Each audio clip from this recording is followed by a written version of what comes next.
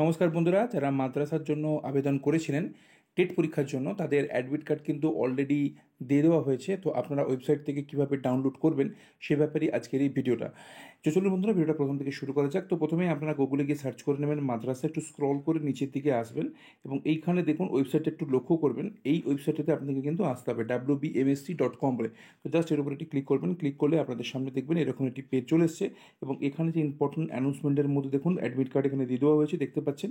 এখানে এই যে ডাউনলোড অ্যাডমিট কার্ড বলে একটা অপশন দেওয়া হয়েছে, জাস্ট এর উপর একটি ক্লিক করবেন।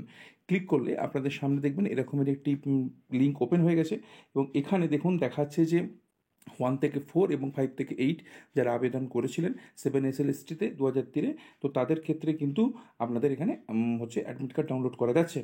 আচ্ছা, এখানে একটু দেখুন, এখানে আপনাদের অ্যাপ্লিকেশান আইডি এবং ডেট অফ বার্থ দিয়ে আপনারা যদি লগ ইন করেন তাহলে কিন্তু আপনারা এখান থেকে আপনাদের যে অ্যাডমিট কার্ড সেটা কিন্তু আপনারা ডাউনলোড করতে পারবেন।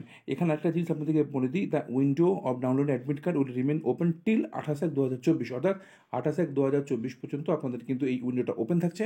আপনারা যারা যারা পরীক্ষা দেবেন 28 তারিখে তারা কিন্তু অবশ্যই ডাউনলোডটা করে নেবেন। Thank you.